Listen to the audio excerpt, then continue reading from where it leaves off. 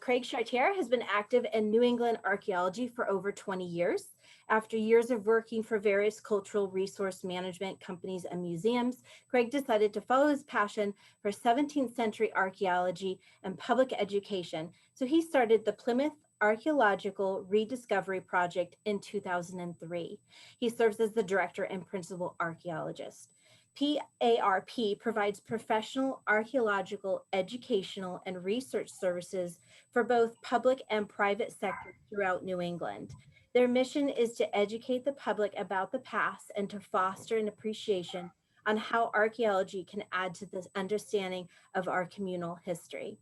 This goal is accomplished through preservation, education, and investigation of the native and colonial archaeological resources in the former Plymouth colony and surrounding region. I have to tell you, Craig, you have the most interesting job I've ever known about. I'm very jealous. The excavations initiative initiated by the Nickerson Family Association in 2016 resulted in the discovery of the original home site of William and Anne Nickerson. Their circa 1664 homestead and its outbuildings, as well as many fascinating artifacts that have given a window into the Nickersons' lives as pioneers in what eventually became Chatham. Craig has been directing the dig site since 2016, and he's actually been at the EPL several times to give us information and updates on what they've found and what the articles that they found, what that tells us. So please welcome Craig Chartier. Thank you. Yeah, hello to everybody out there. I don't know who's watching. Probably some of you have actually been at the dig, participated in the dig. I hope some of those veterans are out there, and hello to any of the new people that are there. Tonight, I'm going to be presenting a summary of the 2019 findings in 35 images. This is a document that I created for the Nickersons, along with a final report on the excavations we did. But this sort of sums up everything in 35 images. And anybody who's interested, I'll send you a copy, your own PDF copy, or I believe I have it online too. I can get you a link to that. But if you email me at craig@plymoutharch.com, I can get you a copy of this if you'd like to have your own copy of it. But anyway, anyone who's ever been to the Nickerson site sort of knows the basic history of what had happened here. Basically, the Nickersons always believed that the original site, the original home site, was located at a certain location on their property or on the adjacent property. The actual location where the site is belongs to the Chatham Conservation Foundation. And they've worked together with the Nickersons to excavate the site, investigate the site, and also to try to get rid of a lot of the invasive exotic plants that are at the site as well. So it's been a nice partnership between the two groups to be able to do this. We started our work there in 2016 at the request of one of the volunteers who had worked with me at Taylor Bray Farm, Patricia Noyes. She had told me about this site, told me there was a great 17th century site, potentially a great 17th century site down there, and I should come down and check it out. Me always being the skeptic that I am, I thought to myself, oh, here's another one of those stories, you know, where someone supposedly knows where this great 17th century site is. I'll go down, I'll take a look, I won't find anything, and that'll be the end of it. So we went down there, and during one of the Nickerson reunions, we did a small test dig. Basically, we just dug a few holes. There were two areas. One area was located near where the Nickersons park cars, near their parking lot, where they have the genealogy building. And the other area was out in the woods. Very, very overgrown, lots of invasive exotics out there, a big, horrible mess out there. So my son and I, we chose to do the area up near the parking lot, the easy area, which is where I figured that the actual site could be. And I sent a couple of other volunteers, Bruce Brockway and Blaine Borden, to go and just dig a couple of test pits out there in that nasty area, out near where the Nickersons believed that the site was, where they put a monument out there. Just take a couple of test pits there and see if they found anything. As a result of that, Bruce and Blaine immediately started finding 17th century artifacts that dated right back to the right time period. And my son and I found nothing, literally nothing out there. It was all filth and all nastiness. So I was very happy about that. I'm always happy when volunteers, when other people besides myself make significant discoveries. And this was a very significant discovery made by a couple of volunteers who have done a lot of archaeological work on Cape Cod. And one, Blaine Borden there, he's also a professional archaeologist as well. So that worked out nicely for him. He was the co-director of these digs we were doing down at the Nickerson site. 2017, we came back, did some more excavating, found some more interesting stuff. 2018, we had Community Preservation Act funding. We came back, did some more excavations, located William and Anne Nickerson's house, which you can see is that large red rectangle in the image. It measured, let me see, it measured 48 feet by 18 feet, much, much larger than we thought it was going to be. We thought they were just going to be living in a small cottage. It turns out they had the first Cape Cod mansion. It was just the two of them. They were in their 60s when they moved down there, just the two of them. We really didn't know what a retirement home in the 17th century on Cape Cod would look like. We're not sure if the Nickersons are typical of what you would find in the 17th century in a retirement home or not, but they seem very atypical. I'm not going to go into a lot of the history of William Nickerson himself, and I'm going to try to focus more on the archaeology that we did in 2019. I've done some other talks on previous year's work, and I'm more than happy to answer any questions about the previous year's work, but I'm going to try to focus on 2019. So in 2019, we excavated 111 1-meter square units at the site. That's a lot of holes. You can see all these squares that are on the map here are units we excavated between about 2018 and 2019. This time we were trying to focus our energy in the yard area outside the palisade. The palisade is that red line that's kind of going around the main house. We defined what we believe was a barn that measured about 28 by 14.5 feet. That's the blue outline there. It's got a cellar underneath it even. Again, very unique. The cellar measured about 5 feet 7 inches by 9.75 feet. And there was also an industrial building, which was very exciting. That's the other little blue building you see down towards the bottom of the map. The industrial building measured about 13 by 8 feet. Now, in the industrial building, we found something that's unique in Cape Cod archaeology and virtually unique in Massachusetts archaeology. We found what we believed is an iron bloomery. We believe that what William Nickerson was doing was actually trying to turn some of the bog iron that he was encountering, maybe while he was digging clay to make his house. He had a wattle and daub house. That's what his walls were made out of. We think maybe while he was digging that clay, he encountered that bog iron. He had lived up out in Boston. Maybe he had visited the Saugus Iron Works, which was in operation at the same time. Maybe he knew something about smelting. We don't really know. But it appears that he was experimenting with trying to make iron out of this bog iron down on Cape Cod. This was just to the south of the southern gable end of the industrial building. And it's an amazing thing. We're planning to do a lot more analysis of the material that came out of there, which if you look at it, doesn't look too exciting. Bits of slag, bits of bog iron that's been burned and unburned bog iron. But it's stuff that a lot of people are very excited about. I know of no other find like this in the Northeast, basically. People look for evidence of Vikings on Cape Cod. I mean, this is the kind of thing you'd find if you were looking for Vikings, evidence of them smelting iron, because they would have been doing the same thing at Viking times, though we know for sure that this dates to the Nickerson period, not the Viking period. Often what happens in archaeology is the best finds, some of the really significant finds, are either made underneath the back dirt piles, the piles where you decide, I'm going to put the dirt here, that way nothing's going to get disturbed or nothing's going to get missed. And then you end up finding the site the next year after you move those back dirt piles and excavate there. Or significant finds are often made on the very last day of a dig, often in the last few hours of the dig. And that's exactly what happened to us in 2019. It's so stereotypical. We had one little feature left. The machine was coming to backfill the areas that we had excavated previously. Everything was done. Everything was wrapped up. One little shell feature. We figured out we'll quickly excavate this shell feature. This was identified by a couple of other volunteers, the two Judys, we call them. And they identified this shell feature, and we figured we just quickly excavate it. Turned out to be a big Native American storage pit. It measured over 3 feet deep, was over 3 feet wide. You see in a picture there at the very bottom, it's dense shell. We were down in that pit. I was excavating in the pit, putting the soil and the shell into buckets, and we were just putting that into bags, and we processed all that after we got back, because literally all around us, they were beginning to fill in our excavations for that year. So we had to get this excavated out and get it back. We found flakes in there. We found beautiful Native American pottery inside of there. And we're going to be analyzing this more to get a better picture of Native American life at the Nickerson site.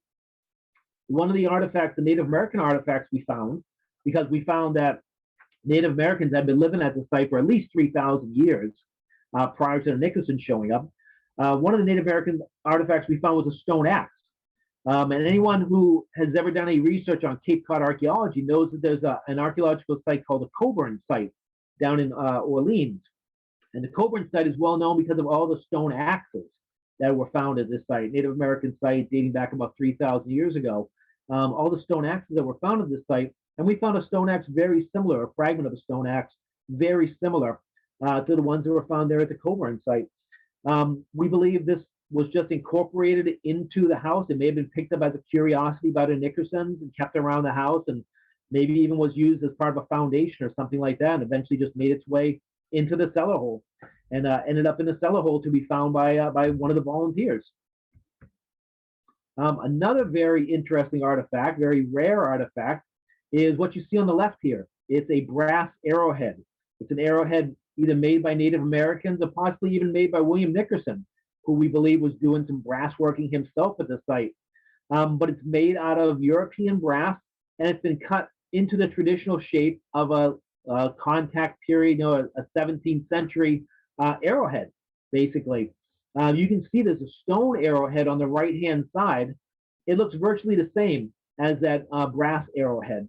Again, they're very rare to find, but we know they're very common because when the Pilgrims landed in 1620 and they were down at First Encounter Beach in Eastham, we know that they were shot at by some Native Americans who had brass-tipped arrowheads, and they collected some of those arrows afterwards. And so this is exactly like the kind of arrows that would have been shot at the Pilgrims in 1620 when they landed. So we thought that was really neat. Again, very rare to find. We don't find them too often at all. Now, inside that Native American storage pit that I talked about were nice big pieces of Native American pottery. You see, it's beautiful Native American pottery. It's decorated with string. Basically, they pressed pieces of string into the clay that was still soft to get those lines. They aren't incised in there. They're actually made by the string that was pushed into it. String that would probably be made out of milkweed or made out of dog bane. Then after the pot had dried enough, it would have been fired in a brush fire, like a hearth fire, and then used. And eventually it broke and was incorporated into that showman, into that storage pit as they were filling it in. We found a few other pieces of Native American pottery at the site, but this is the first significant large piece of the pottery that we had found. Another very interesting artifact was a shark vertebra, a bead. It's a bead for a necklace made out of the vertebra, the centra, the ossified cartilage centra of a sandbar shark. The sharks don't actually have bones, but they do have cartilage, which gets really hard sometimes. But this is a bead that's been made from a sandbar shark vertebra, which we thought was time. It was when back every year in Chatham, and here we were finding evidence of the sharks back in the 17th century. This would be something that either Native Americans had made, or it's something that possibly William Nickerson. Interesting things there. And you can see the center has just been poked out using an awl, probably a bone awl or a metal awl, and could be used as a bead. These couple of little look like nothing. They look like a couple of little rusty rocks. This was very significant. He identified this stuff as possibly being ochre. He found it. He showed it to me. He said, "Hey, is this red ochre?" And I said, "Well, I'm not sure. It kind of looks like rust. We'll save it though." And so we started saving that. We started saving all these little pieces of what we initially were calling red ochre, which was it's a same thing. It's iron oxide. It was used by Native Americans for making paint, clothing paint, or face paint. But then eventually we found that bloomery, we found that furnace, that iron furnace, and we found lots of pieces of this bog iron, lots of pieces of burned and unburned pieces of this bog iron, and these little ugly looking stones, these little ugly looking chunks gained a lot more significance after that. And as I talked about before about the bloomery that we had, this was evidence of William Nickerson doing something with the bog iron that he was finding down there, which I personally just find really, really fascinating. It's one of my favorite things about the entire dig. Also, it seems like William Nickerson he was trying his hand out at lots of different things. He was, I don't know, he's stereotypical kind of retired person. He was trying out all these different things that maybe he didn't have a chance to try out, in his younger years. We're not really sure. One of the things it seems that he was doing was taking something, we're not sure what yet, but taking something and melting it in these high heat crucibles. Now, he may have been using a blacksmith forge. He may have been using that iron bloomery. We're not sure, but he was seeing something in these crucibles that were made in Germany. They were well known as being the place to make down to Virginia and to other places, but we never, ever would have thought that we would find fragments of these crucibles at this site world, basically, about as far out to the east on Cape Cod as you can get. He was doing something. We also found chunks, lumps of either copper or brass that had been melted. So we're not sure if he was smelting stone and getting copper from somewhere, or if he was just using these crucibles to melt copper or brass and then maybe casting it into something else. We're not exactly sure. But again, it's another very, very unique find. And this find here, again, was something that really showed us that exactly what he was doing down there. This is a piece of a tuyere, Tuyere. I'm not pronouncing it right, I know, but a tuyere pipe. Basically, when you have these little bloomeries like the Vikings were using, like people were using for testing out ores in the 17th century, you have a pipe, a literal pipe that goes through the side of this furnace into the bloomery, and you pump air into it using bellows. And so what this is this is sort of a fossil of that pipe. Basically, it's iron and slag that's formed around the pipe as it was sticking into the furnace, and has created a mold of the pipe that was in there, basically. And this confirmed the fact that we had thought that this was a bloomery, that this was a furnace, and a place where William Nickerson was smelting iron, and this confirmed it. Finding pieces of these pipes confirmed that this is exactly what we had. And so again, it was a very, very exciting find that we made. It seems that William Nickerson, again, was trying his hands out at different things. We're not sure to the extent that he was doing blacksmithing, but some of the evidence that we have down there points to him having a blacksmith forge in that industrial building that's outside of his house there, outside the palisade. One of the artifacts we found there was a broken chisel. You can see this is an iron chisel. Only measures about 2.5 inches long. It's not too big. It's a fragment of one. But you can see the head on the left-hand side has been pounded down and mushroomed down. So he obviously was using a metal mallet, a metal hammer for hitting this and to form the head of it. And the blade broke, and then he must have thrown it away after that. But it's a good example of these different sort of activities that Nickerson appears to be doing down there. And it really, when you think about it, it makes complete sense for somebody to be doing blacksmithing in Chatham in the 17th century, in the 1660s, the 1680s. Again, you're on the edge of the world. You can go to Yarmouth, to the west. You can go to Eastham to the north, Eastham to the north. But when your gun breaks, when your tool breaks, when your neighbor's tool breaks, when the local Native American metal tool breaks, you need somebody locally who can fix these things. So I think that William Nickerson was a real entrepreneur. He was somebody who was really trying to see how much he could get out of the land, how much of a living he could make doing many different sorts of things. He was trying his hand at all sorts of different things down there. And one of the things we think was blacksmithing. He may have been fixing Native American weapons, guns. He may have been fixing broken axes or broken hoes. We don't have a lot of extensive evidence of blacksmithing down there, but what we do have really does give us a picture of William Nickerson doing a wide variety of things, more than shows up in the documentary record. And that's one of the things about our actual archaeological excavation has shown, is that there's much more going on down there than we ever could have guessed based on just the documents. So if anybody ever tells you that there's no need to do archaeology because we know everything from the history and from the documents, that's bull. It's not true at all. There's so much we don't know, and so much that we can learn by doing archaeology. It's one of the things that really excites me. Like a detective story, all these little bits and pieces that all go together to make one big story. This is a doublet button or waistcoat button. This is just a little simple button that would have been on the front of William or Anne's clothing. We believe that this one is a man's doublet button based on the size.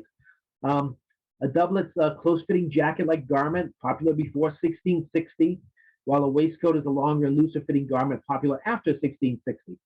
And the interesting thing about this is that it looks really similar to a stone button mold that we found in Sandwich, at the Nye homestead in Sandwich. It was a handmade button mold out of stone. They carved it out of stone. They made a little depression. They would have poured liquid metal into it.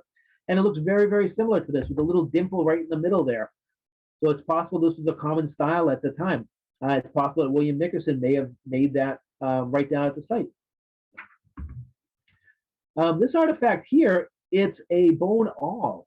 It's been sharpened. It's a pig leg bone, lower leg bone from a pig, a fibula from a pig.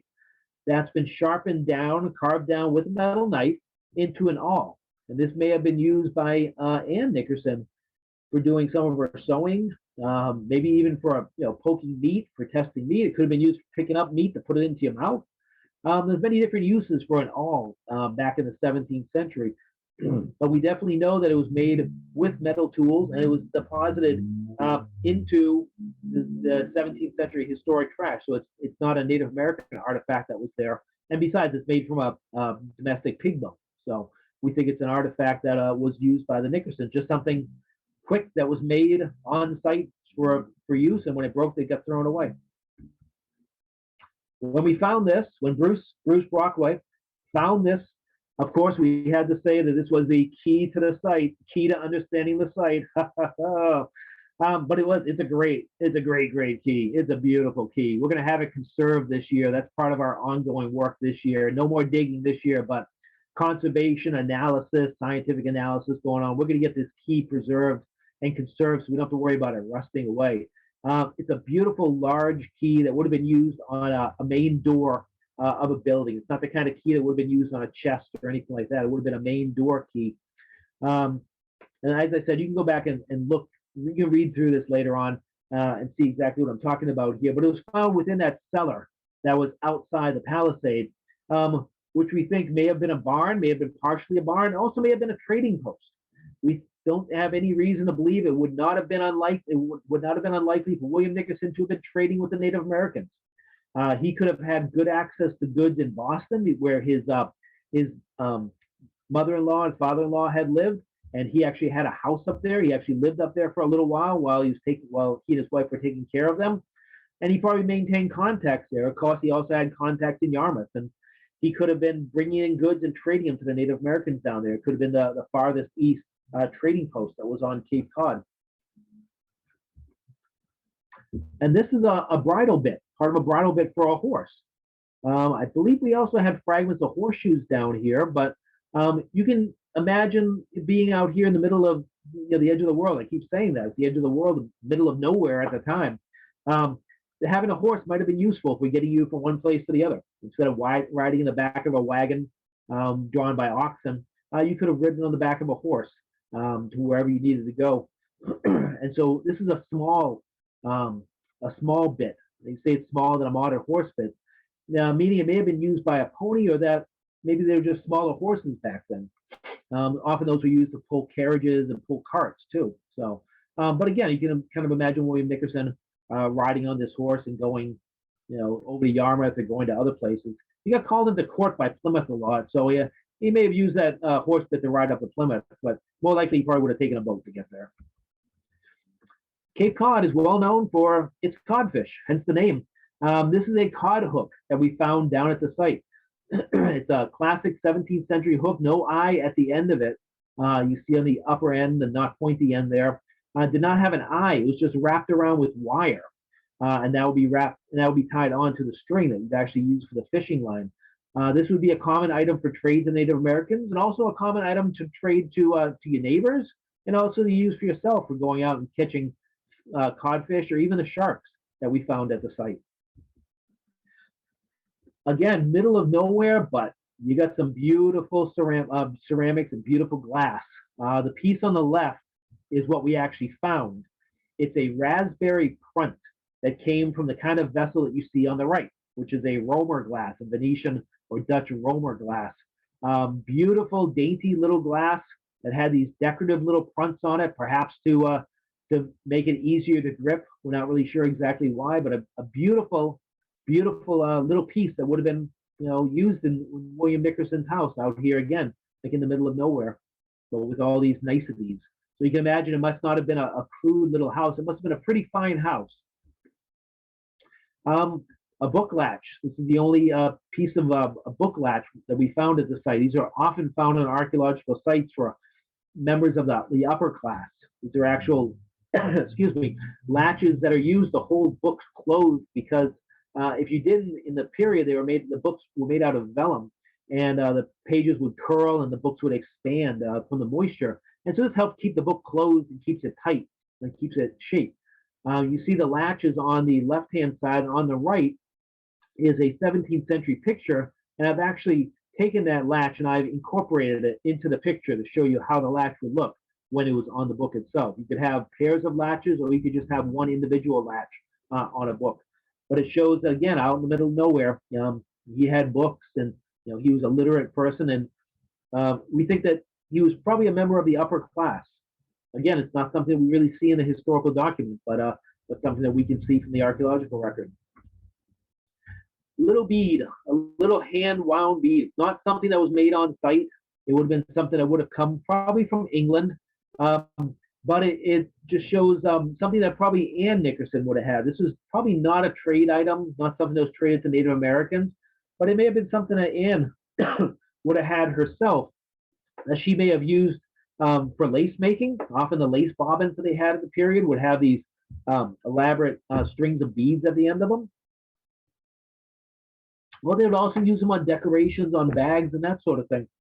You often think of glass beads as something that Native Americans would use, but they were just as common among the English, and sometimes the English would make elaborately beaded bags and have those.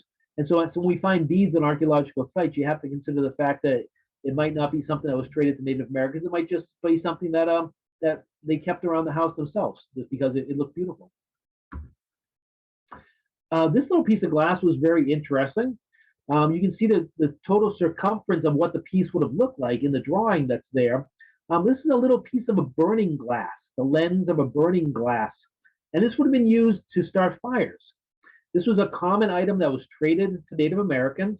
It was a common item that was used by the English for lighting their pipes, lighting tobacco pipes.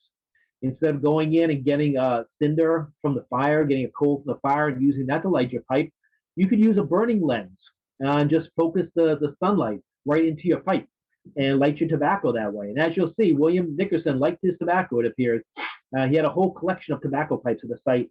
And we think this goes along well with either the idea that he was trading with the natives, or that it was just part of his tobacco kit.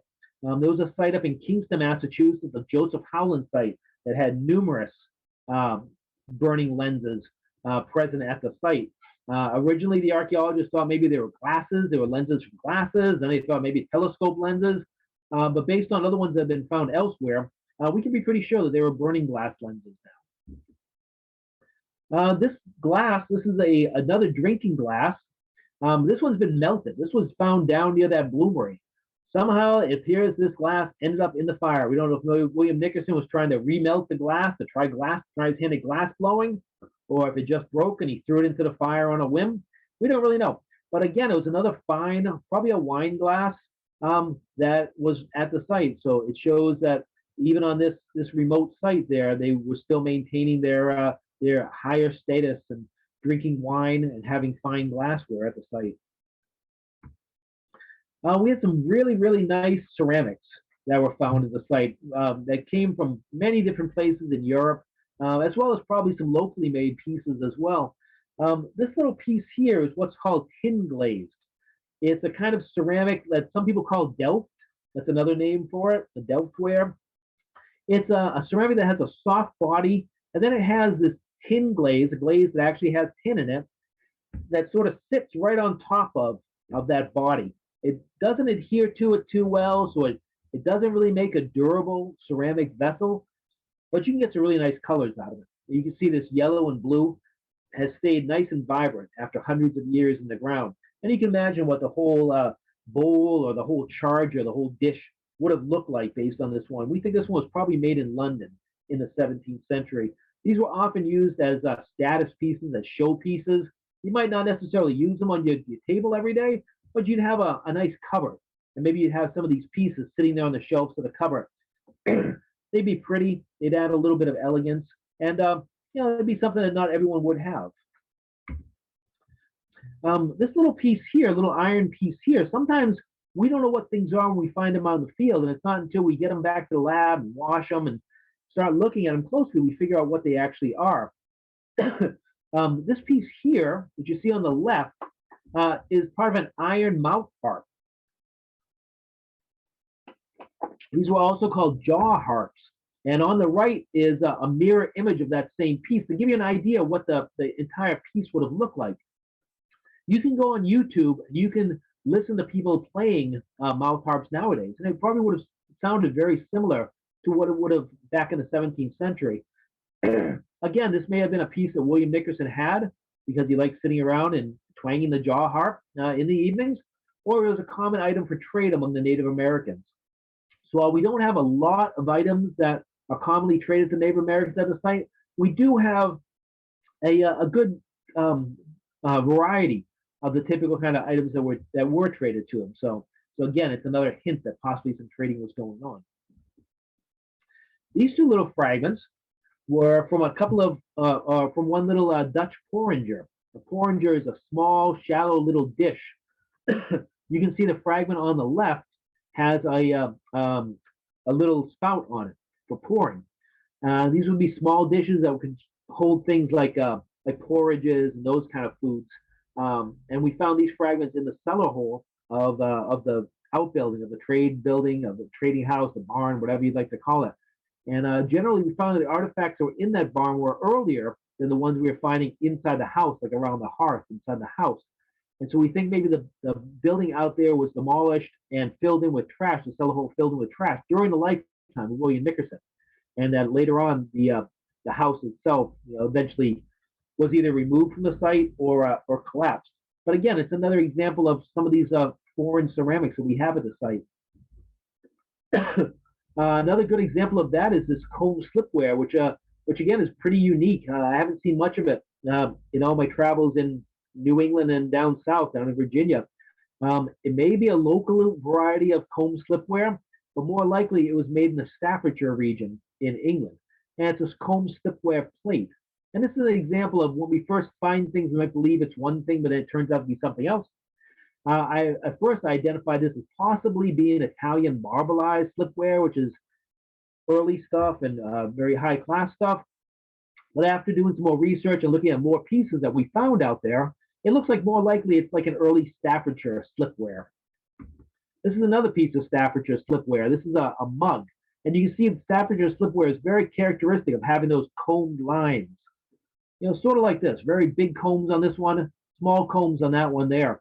But again, very common, especially after 1670s, after 1675. So this would have been a nice little cup that they would have had inside their home site. This is a beautiful drinking pot.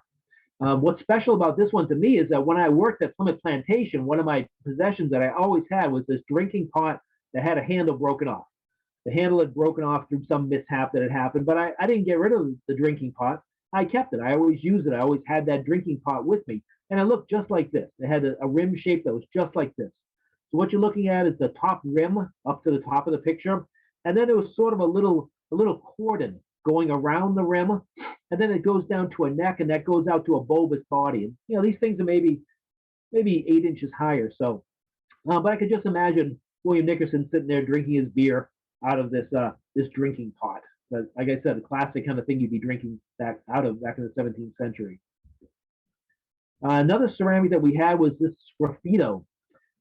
Previous year in 2018, one of the other volunteers, Greg Lott, had worked exclusively on this amazing deposit of burned ceramics, burned chimney, a wattle and daub chimney that had burned and collapsed inside the house, taking all these ceramics that we were able to actually put back together, taking all these ceramics with it, along with some other artifacts as well, spoon and a bed warmer.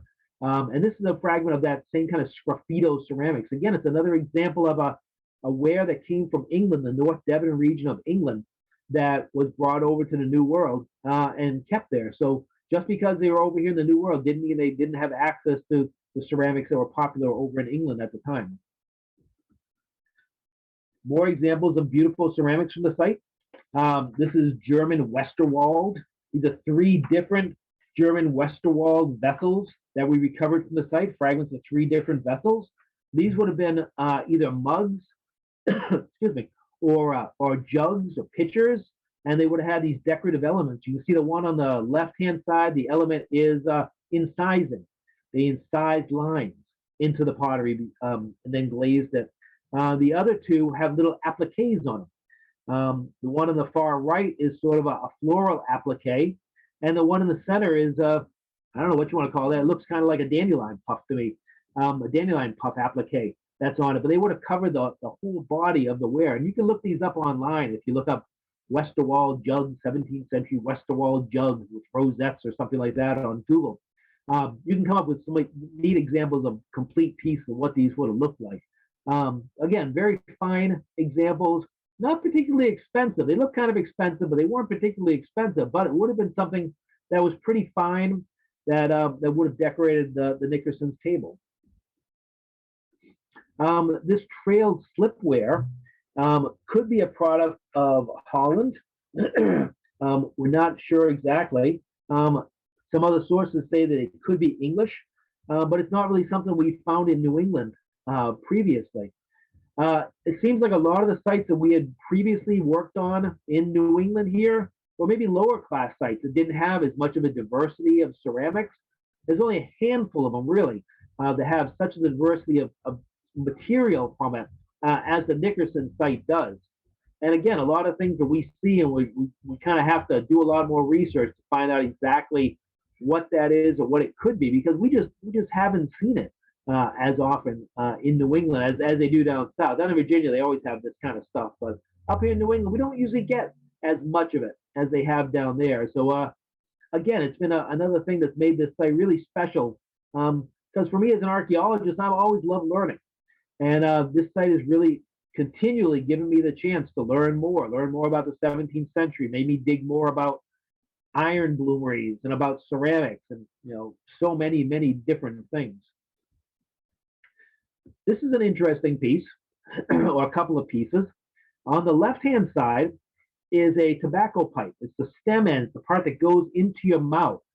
And what's noticeable about this tobacco pipe is that it's got a groove, or at least the indentations on the top and the bottom of it. That's from habitually having a pipe in your mouth, whether it's lit or not. Just always carrying a pipe around in your mouth. It seems like somebody down at the site, whether it was William Nickerson or Anne or maybe somebody else who was visiting, they had a lot of pipes that they kept in their mouth all the time. We found a lot of these tobacco pipes that right around the mouthpiece, the part that goes into your mouth, were these grooves caused by your teeth, by clenching it in your mouth, and eventually you cause these little grooves into it. And what's interesting too is on the right-hand side, there's a tooth. There's a human tooth. And it's not a Native American tooth because it doesn't have certain characteristics that would define it as Native American tooth. But we believe it's a European tooth, maybe possibly a Nickerson tooth. And the interesting thing about it is you can see on the bottom there that it's angled. It's not straight across. It's angled. And that's the result of having a pipe in your mouth all the time. Whenever you're awake, you got a pipe clenched in your mouth, and eventually it wears a groove in the pipe and it wears a groove in your teeth. So if you search for that online as well, you can see that there's been numerous skeletons that have been found in Virginia and found in other places as well that have these pipe facets, these pipe grooves in your teeth. And so this has been particularly informative because we have the pipe with the grooves on it, and we have the tooth, that likely made the grooves on the pipe that's actually been worn away by the pipe. These are a few of the sort of gun-related things, arms-related things we found. We didn't find any evidence of guns per se. We didn't find any gun barrels or gun locks or parts of gun locks and that sort of thing. But we did find some lead shot. You see on the left-hand side there. Gun flints, which is on the right-hand side. And then in the center, it's a piece of a slate bullet mold. Now, the lead shot on the left-hand side, that's for like a musket. It's the bore of a musket. It's pretty large, fairly large. In the middle there, that's for making little bird shot. And you can imagine going hunting on Cape Cod for birds. Yeah, it'd be like shooting fish in a barrel. You'd have lots and lots of migratory birds and birds that were living around there all the time. And it seems like the English basically loved eating any kind of bird they could. Any kind of bird you could think of. Piping plovers, they eat it. Cormorants, they eat it. Seagulls, they eat it. Ducks, geese, they eat it. Passenger pigeons, they eat it. Any of those kind of things. They loved eating anything. And this would be the kind of shot that would be used for hunting those kind of animals. Now, one of the really interesting things that we had found this year, again, found by a volunteer, was a Charles I silver half-throat. 1644 to 1645. Nice and tightly dated. You can't get much tighter dated than that. It's a 2-penny piece of Charles I of England. It was struck at the Tower of London Mint between 1644 and 1645. It was found near a native storage pit. It may indicate that it predated the Nickerson occupation. Or perhaps it was even one of the coins used to buy the original 4 square mile Nickerson property from Madaquasset. More probably, the silver coins remained in circulation for a longer period, so it may have fallen from Nickerson's pocket after they already occupied the site. And this was a nice sort of complement to the silver coin we found the previous year, which was a silver oak tree sixpence. Very, very, very rare coin. It's the only one known of from Cape Cod. It's a coin that was made in Massachusetts. It's dated 1652, but it's probably made in the 1660s. They had a mint in Massachusetts that was making these coins. A guy named Thomas Hull was making them. He was told by the King of England to stop making them. You can't be making silver coinage here in the New World. So he started making the coins in 1652. So what he did is he just kept making silver coins. He just didn't change the dates. He kept the date of 1652 on all the coins. So even though it may date from the 1660s, it'll still say 1652. And that coin, that oak tree sixpence, that was found by another volunteer. That was found by Gary Nickerson previous year in 2018. Of course, I wasn't on the site when this monumental discovery was made. I was out working on another project. I got a text from the excavators down there, from Greg Lott and Blaine Borden. Text me a picture of this silver oak tree sixpence. And I thought they were joking. I thought they were pulling my leg. I didn't believe it. And then they told me, no, it's true. They truly found it. I guess, it really showed up in the screen. It really jumped out at Gary in the screen as being something unusual. And then, they were able to tell me that the volunteers that I had, supervising that day, Greg Lott, Blaine Borden, they were able to tell me exactly what it was. So it's a good example of how the site operated, with volunteers doing so much of the work. I was there. I was kind of like a conductor of an orchestra. I was, telling the winds when to go and telling the percussion when to go, but they were all doing it themselves, basically. Another artifact that we had down there was this pipe. It's called a Huntress and Crusader pipe. Again, it's another example of a tobacco pipe, and I really think that people like collecting tobacco pipes. They like having a variety of tobacco pipes back in the 17th century. People like variety, and I think William Nickerson was a collector of pipes. You can see on the upper right-hand side, it's what a complete pipe would look like, and then the lower left, you can see what the fragment that we have. You can just see that Crusader. You can see his legs and his pants on the pipe there. Again, they date from the 17th century. They were either French or some people think they were Dutch. And they've been located at a few other sites, including the Benjamin Nye homestead in Sandwich, another connection between the Nyes and the Nickersons, whatever that might be. And these are some other interesting tobacco pipes that were found down there. The one on the upper left-hand side, I suspect was locally made, perhaps by William Nickerson himself. It's not a Native American style. It's not made in the Native American style. It's not made in a really fine English style either. It kind of looks to me like someone who's trying to make it themselves. It's got a decoration. It's got a incised decoration going around the stem there. Over on the right-hand, top right-hand side is a piece of a tobacco pipe bowl that's decorated with little incised circles, little impressed circles on it. This is the kind of pipe that's very common down in Virginia. These pipes were made down there by local pipe makers, and perhaps they were traded as curiosities up the coast. There's been Virginia pipes that have been found at other sites up here in Massachusetts and all the way up into Maine. So again, maybe this was a traded piece and just another piece for William Nickerson's collection.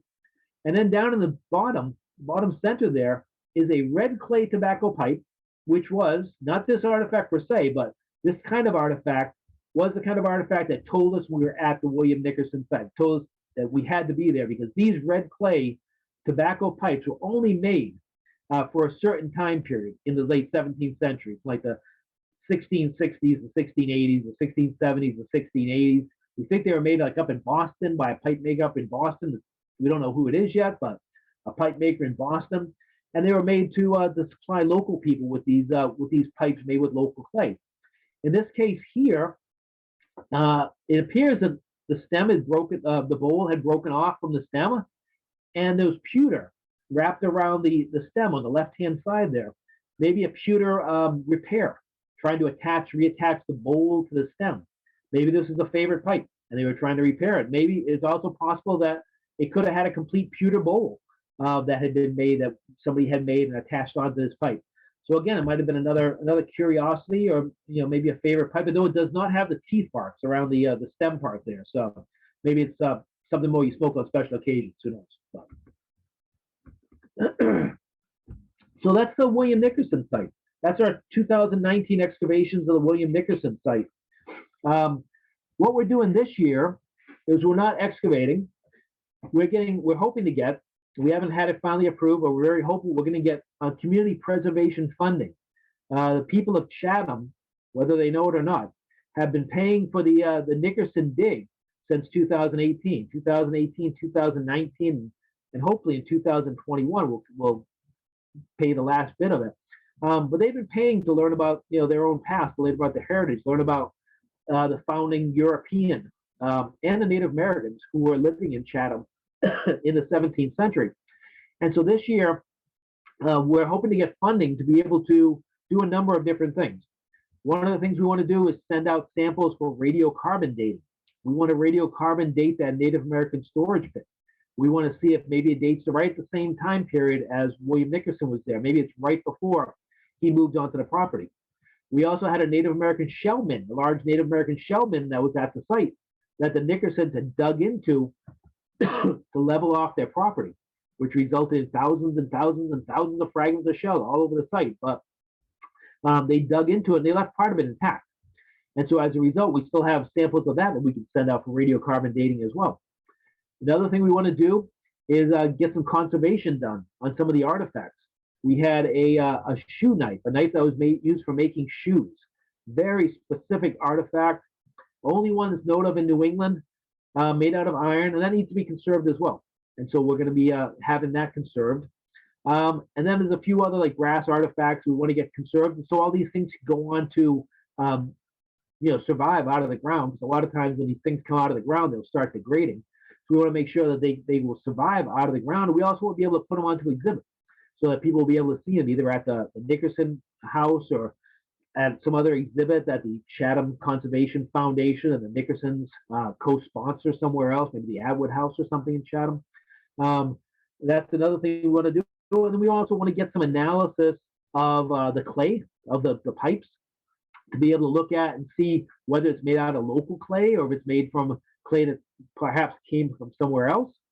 And we want to get some analysis of the slag that's been found at the site as well, that slag that came from the bloomery furnace. There are people who love slag, who study slag, and who are really smart about slag and are able to tell you a lot of really interesting things about slag. And so we want to have them be able to look at that stuff and be able to tell us more interesting facts about the slag from the site. Finally, what we want to do is take all the dirt. We collected a lot of dirt, many, many hundreds of bags of dirt. Anytime we would excavate any of these features out here, we would save some dirt. And we'd save the dirt in a bag. And what we plan to do with it is we're going to float it. We're going to pour the dirt into water, and then all the little things like seeds will float up to the surface. And we'll be able to collect those seeds and analyze those seeds and be able to say what kind of plants were growing at the site, either domestic plants, things that the Nickersons planted themselves, either in their gardens or out in their fields, or wild plants that were growing around the site when it was being occupied. And we'll also be collecting little tiny artifacts that will be found inside those soil samples as well. So again, that's another very important aspect of the archaeology. Usually you say that, 1 day in the field equals 3 days in the lab. So we were out in the field for many months working on the Nickerson site. So we've got months worth of work still to do. So even though we're not digging, unfortunately, we still got a lot more work to do. And eventually we'd like to have some interpretive signs at the site. I know people have talked about wanting to do some interpretive drawings of what the house would have looked like. We want to do some publications about the site. We want to get the word out there and get people to know about what a great site it is for both Native American occupation as well as the Nickerson occupation as well. So I'd like to thank the town of Chatham for all the support, people of Chatham for all the monetary support with the community preservation funding they've given us. Thank the Nickersons, of course, for the work they've done in helping to promote the site and helping to raise money for the site, in helping in so many different aspects of it. I could go on for an hour just talking about all the different aspects that the Nickersons have contributed to the project. And also the Chatham Conservation Foundation, of course, who owns the property and who has been so gracious to let us actually excavate on the site and be able to analyze the artifacts from the site as well. And finally, the biggest thank you has to go out to all the volunteers. Any of you who are out there who volunteered on the dig, really think about it. I was just walking around most of the day. You were doing all the hard work. You were the one sweating down on your knees, scraping the dirt away, doing all that kind of stuff. I was maybe filling out forms or something like that, and, wandering around, eventually eating lobster on my birthday and those sorts of things. But you were the ones who were actually doing all the work out there. And it couldn't have been done without you guys. And I thank you very much. I don't know if I've told you guys thank you enough, but I want to know how much I really appreciate all the work. And I hope we have another project kind of like this in the future sometime on Cape Cod that we can get the whole group together again and get them out there as well, digging again. So thank you. Thank you, Craig, so much. That was amazing. I was at the screen because I just wanted to see everything so closely. There's some questions that came in. I want to remind everyone, if you have any questions, please type them into the Q&A. I also will type Craig's email into the chat. It's craig@PlymouthARC.com. So arch.com. I have that written down, arch.com. I'll type that in to the chat for you, and you can contact Craig and get a copy of the PDF. Is that right? Your presentation that you just did? Okay. So I'll get to the questions. I do have a question. I'm going to miss these talks so much that I'm going to have to search for another archaeology site that you can do so we can continue to have these. Because I'm living vicariously through you. I love it. And is there, once everything is analyzed, is there a plan to have a display of everything? I think you kind of talked about that, but so it will be accessible for people to come and see everything that was found. Yeah, ever since we started the dig, we've been talking about having a display down at the Atwood House, the Chatham Historical Society. And also the Nickersons are trying to plan how to have a permanent display in one of the buildings there on the site, basically, the genealogy building or the other Nickerson building that's on the property as well. So they definitely want to have that display and have the stuff out for people to see. We've had, I don't know how many artifacts. We had something like 357,000 artifacts we've recovered from the site. But a lot of those are a piece of brick and a piece of shell. So they want to display the really interesting stuff. Well, you've done an amazing job with your volunteers. It's a true treasure for Chatham to True. Okay, so starting with the question, from what storage pit will be carbon? What from the storage pit will be carbon dated? We did have charcoal and we have shell, and both of those things can be radiocarbon dated. I believe we have bone from there as well, some animal bones from there as well. So those are all things that can be radiocarbon dated. We might even send out two different samples. Send out a sample of charcoal and a sample of shell to see if we get back the same date. Because sometimes you get different dates from shell than you do from charcoal. Or we might send out the charcoal and the bone or something. But as a way of trying to sort of double check ourselves. Okay. Do you have a suggestion of a resource for learning about the bloomery and smelting process? That's a good question. A lot of the stuff that's been done about the bloomery and smelting is Viking stuff.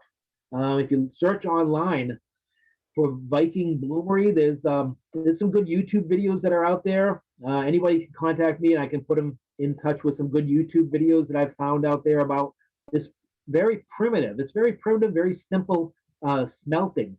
But there's not a lot of published works really, except for things that come from Norway and Viking sites like that. It's not a lot for over here on in the East Coast especially. So if anybody knows of any good sites, please contact me and let me know about them. So I'm always trying to find them. Yeah, find some scholarly articles, but there's a lot of experimental archaeology that's been going on. There's a group called Hurstwick that does Viking reenactment and Viking experimental archaeology here in New England, and they do a lot of smelting, a lot of bloomery work. So interesting. The next question is the seed analysis should be really interesting. I found that fascinating too. I had no idea. It says Nicks want your help on planning presentation. I'm not sure what that means. Okay. What does conserving an artifact involve?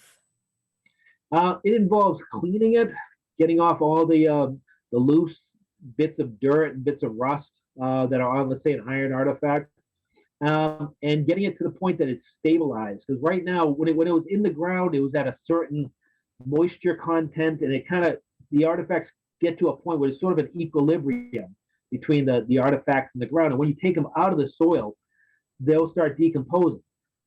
So what you want to do with conservation is remove the stuff that's decomposing on it through electrolysis and other chemical means, and then put a preservative onto it that's going to sort of seal it all in. And so you don't have to worry about moisture getting into it and worrying about it decomposing anymore, basically.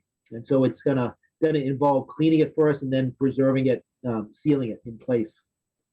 Okay. Is it reasonable to perform DNA analysis on the tooth? Is that even a possibility? Yeah, I mean, the tooth has a big crack in the front of it, and usually that means that other kind of DNA, bacteria DNA, will have gotten inside of there and most likely destroy the human DNA that was inside of there.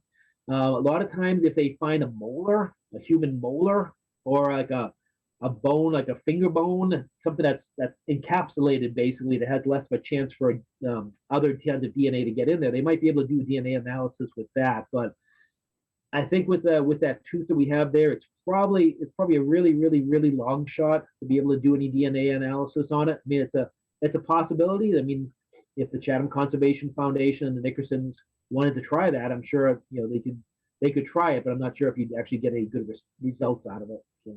It's odd that you found a tooth in that, because they weren't buried on the property. In my understanding, I haven't read my Chatham history in a little while, but did anyone live in the house after them? I know that they had children living in the area, but they both died here, were buried a little bit close to the house, but not on the property. And then no one occupied their house, as far as we know. No, well, we think there's a possibility that someone could have actually lifted up the house and moved it somewhere else, because we did not find a lot of nails at the site, and so if the house would have burned in place or fallen down in place, you'd expect to find a lot more nails, but we didn't find that. People would move houses in the 17th century, especially this house might have been really fine. As far as teeth goes, I mean, people, dental hygiene wasn't the same as it is nowadays, and you get a tooth and it's getting loose and it falls out. You're not going to save it and put it underneath your pillow. You throw it out. It ends up out in the trash. So people's teeth fall out. They found human colonial skeletons. They've lost virtually all their teeth. It might have just a couple in the front or a couple in the back, but all the ones have just fallen out naturally over time. So, bizarre. So, and someone said, is the Eldridge Library interested in some materials? Well, selfishly, yes, I would like them all here, but we have very limited display capabilities. So maybe a small display, temporary at one point, but something for the future. And the other is just a very gracious thank you so much for the program. It was wonderful. It's always so interesting and so fun to talk to you. So I appreciate coming out tonight, and I appreciate everyone for joining us tonight as well. So you'll have to keep us posted on what you find out and all your analysis, and put Craig's email in the chat. So if you just have that there, and then if you don't get it for some reason, please feel free to email me and I will pass along the information. So with that, thank you so much. Have a great evening. Appreciate you joining us. Thanks a lot. It was fun. Bye. Alrighty. Bye-bye. Bye, everyone.